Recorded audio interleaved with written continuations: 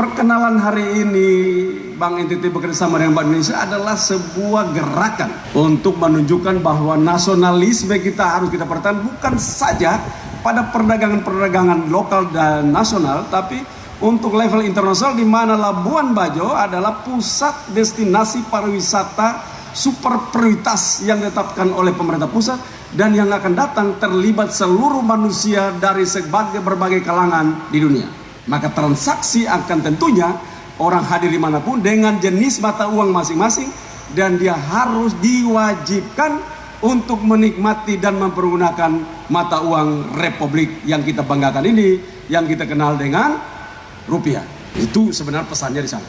Karena itu saya bergembira walaupun kantor Kastitipan gubernur datang. Bukan karena orang kan di Kastitipan 200 miliar gubernur hadir di mana-mana. Bukan datang cari muka, bukan. Ini mau bilang ada dua esensi filosofis hari ini yang saya pahami.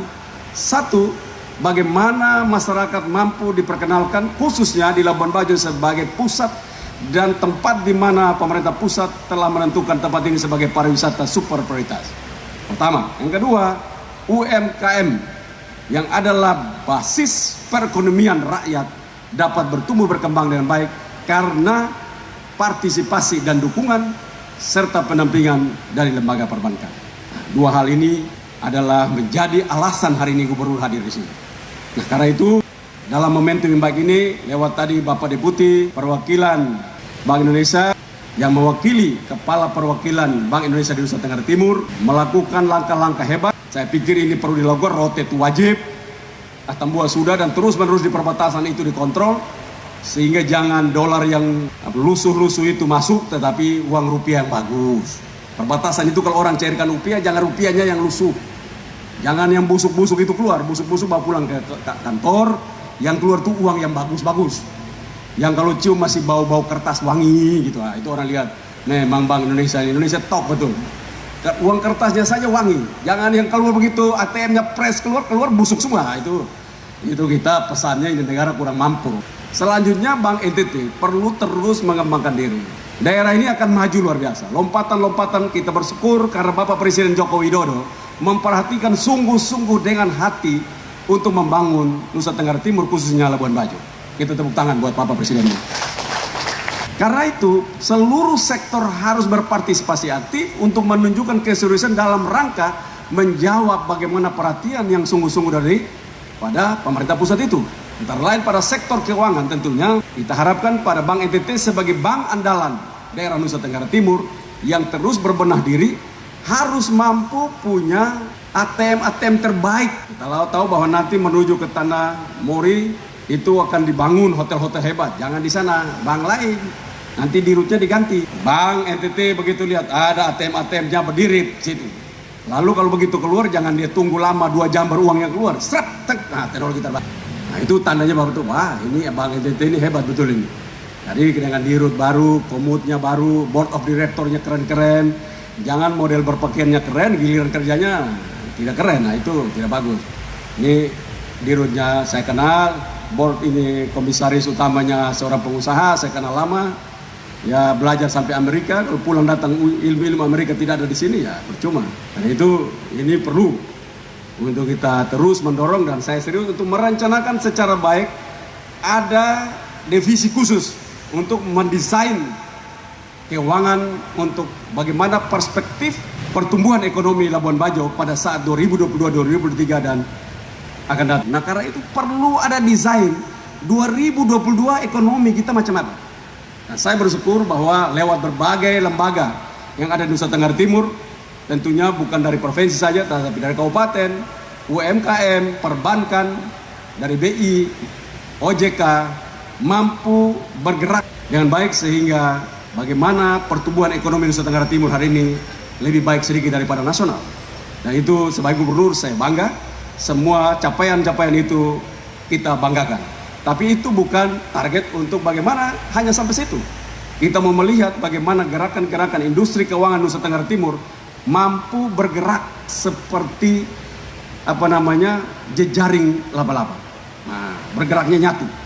Jangan sendiri-sendiri berperan. Karena itu momentum yang baik besok kita akan berbicara pada acara OJK yang juga hadir Bapak Wimbo di sana. Kita harapkan, kita juga minta agar UMKM kita disiapkan dengan baik.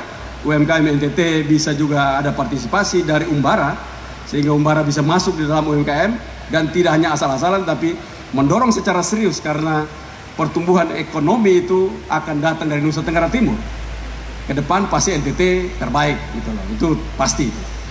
Karena kalau zaman dulu orang menyatakan di mana ada oil, di mana ada minyak, di situ pertumbuhan ekonomi akan lompatan-lompatan hebat. Lalu keluar namanya kelapa sawit. Kelapa sawit mengalahkan oil and gas, termasuk Indonesia. Kelapa sawit, pendapatan devisa kelapa sawit nomor 1, oil and gas kedua, lalu yang lain-lain.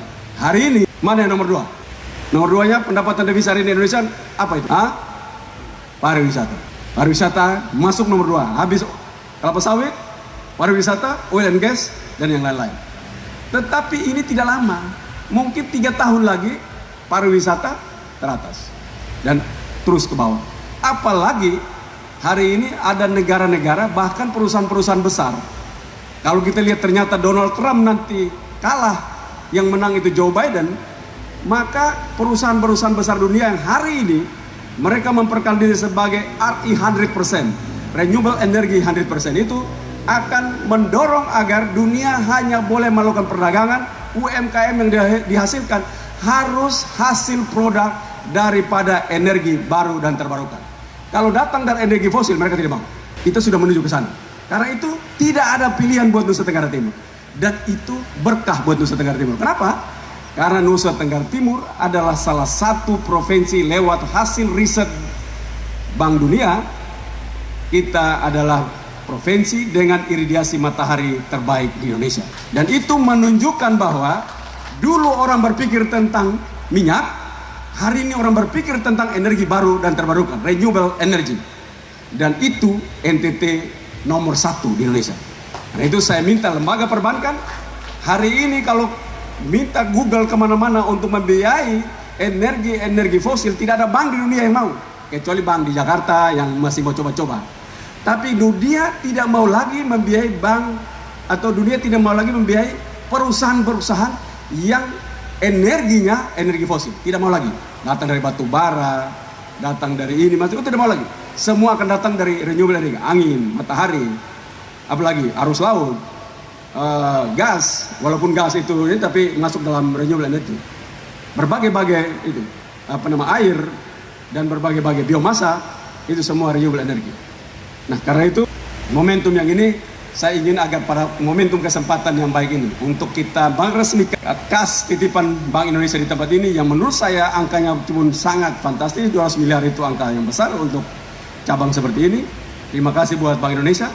Sampaikan salam dari Gubernur, terima kasih terhadap Bank Indonesia yang terus berpartisipasi mendorong pertumbuhan ekonomi di NTT.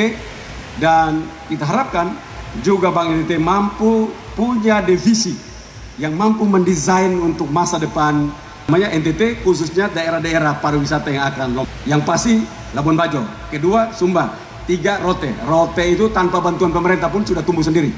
Nah, ini harus diperhatikan. Mereka akan sangat cepat karena komunitas pariwisata berkembang secara luar biasa di sana. Kita harapkan daerah-daerah lain akan mengikuti itu. Karena itu momentum yang baik ini saya memberikan apresiasi buat semua yang terlibat dalam rangka kegiatan ini dapat dilaksanakan.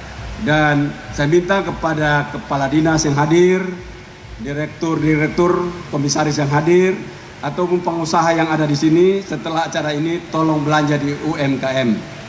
Sedikit-sedikitnya kasih keluar uang minimal 1,5 juta. Yang di bawah dari itu berarti dia bukan teman gubernur. Nah, sedikit-sedikitnya. Jadi itu ada pengusaha di sini, ada pengusaha coklat. Pak Bobilianto di mana? Pak Bobilianto bisa 5 juta. Bisa. Itu harus 5 juta lah. Itu walaupun pengusaha, dia juga pengusaha baik, anak muda, tetapi adalah uang lah, saya tahu lah itu. 5 juta ini hari ini bocor di sini, bukan apa-apa. Nanti Tuhan akan menggantikan itu. Nah, kalau pimpinan OPD jangan 5 juta, nanti ujungnya korupsi. Nah, bolehlah 1,5 juta masih